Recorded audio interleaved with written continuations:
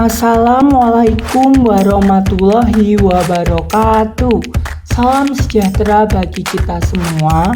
Om Swastiastu, Namo Buddhaya, salam kebajikan. Salam Pancasila. Hari ini kita akan belajar mengenai topik pengenalan norma dalam kehidupan sehari-hari untuk pendidikan Pancasila kelas 10.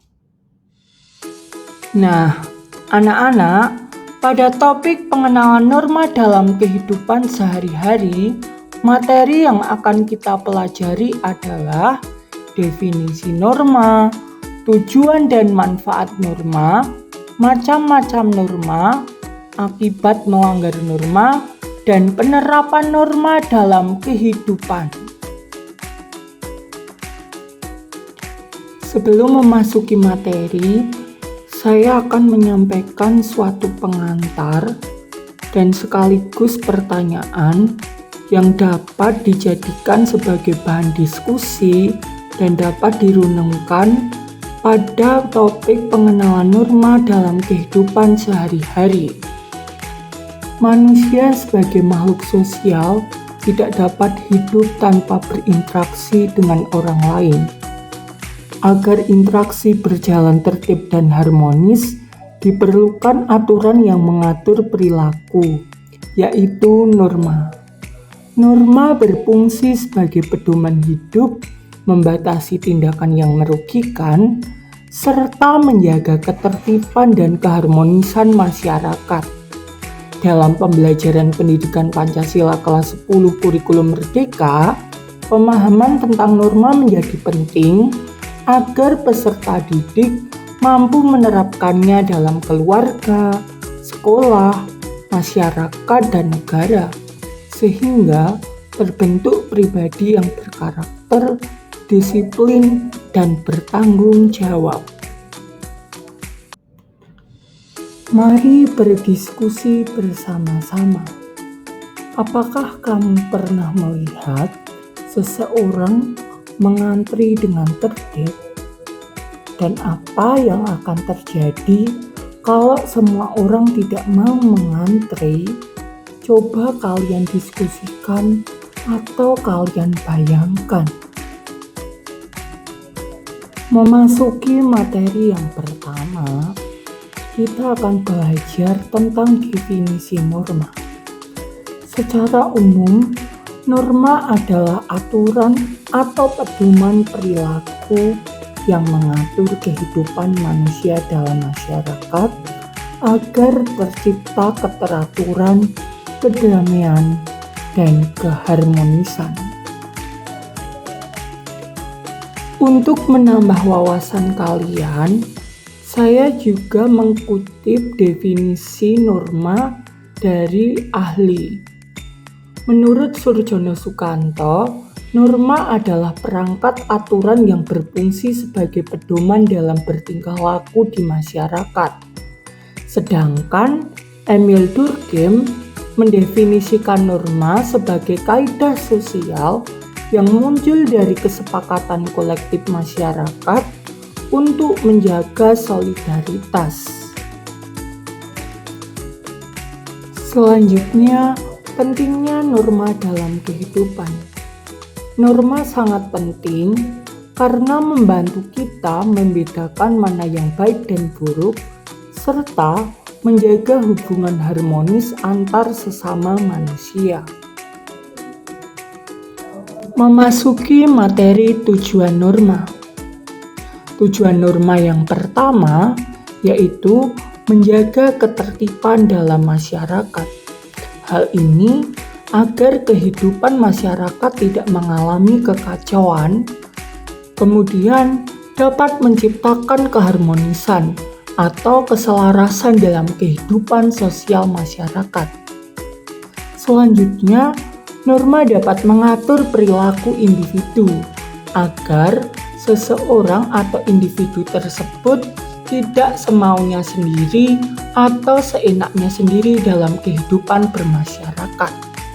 Kemudian, norma juga dapat menjamin stabilitas sosial.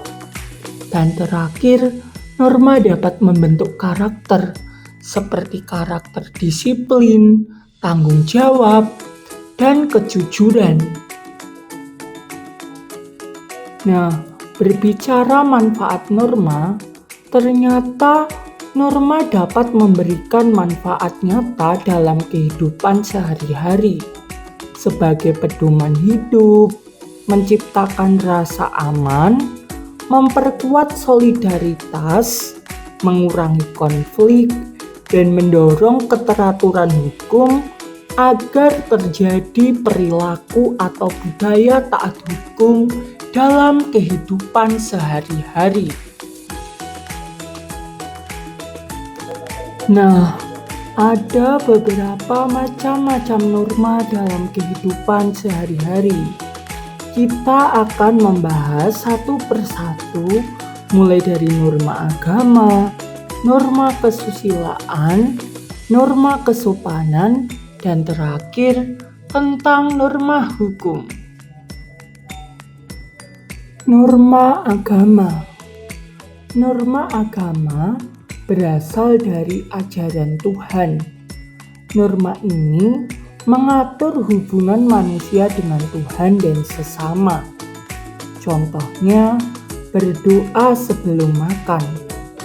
Sanksi jika seseorang melakukan pelanggaran norma agama, yaitu berdosa. Selanjutnya, norma kesusilaan. Norma kesusilaan bersumber dari hati nurani manusia. Contohnya, tidak berbohong, menolong orang lain, dan berkata jujur. Ketika seseorang melakukan pelanggaran norma kesusilaan, sanksi yang dapat ditimbulkan yaitu timbulnya penyesalan diri. Kemudian, kita belajar tentang norma kesopanan. Norma kesopanan mengatur tentang tata krama dalam pergaulan. Norma kesopanan bersumber dari suatu kebiasaan. Contohnya, berbicara sopan kepada orang tua dan guru, memberi salam saat bertemu kepada siapa saja. Sanksi jika kita melakukan pelanggaran norma kesopanan, kita akan mendapatkan sanksi sosial atau teguran. Terakhir, kita berbicara tentang norma hukum. Norma hukum dibuat oleh pemerintah atau lembaga yang berwenang dan memiliki sanksi yang tegas jika dilanggar, serta norma hukum mengikat bagi siapa saja. Contoh dari norma hukum yaitu tidak mencuri, mematuhi lalu lintas, dan tidak merusak fasilitas umum. Nah, kita telah memasuki materi terakhir yaitu penerapan norma dalam kehidupan. Contoh penerapan norma di rumah seperti membantu orang tua, berkata jujur, tidak berkata kasar, dan menjalankan ibadah sesuai agama masing-masing. Kemudian, contoh penerapan norma di sekolah seperti mentaati tata tertib sekolah, menghormati guru, belajar dengan sungguh-sungguh, dan bersikap jujur saat ulangan. Sedangkan penerapan norma di masyarakat yaitu menjaga kebersihan lingkungan, menghormati tetangga, dan ikut serta dalam kegiatan kerja bakti. Nah, ada beberapa akibat jika kita melakukan pelanggaran norma, seperti mendapatkan teguran, dikucilkan dalam kehidupan sosial masyarakat, maupun dihukum sesuai aturan yang berlaku, sesuai dengan ketentuan yang telah dibuat oleh lembaga yang berwenang. Tidak terasa, kita telah sampai pada penghujung pembelajaran. Saya dapat berkesimpulan, norma merupakan aturan atau pedoman hidup yang lahir dari kesepakatan masyarakat maupun ajaran agama, hati nurani, kebiasaan, dan hukum negara. Kehadiran norma sangat penting untuk menjaga keteraturan, keharmonisan, dan stabilitas sosial.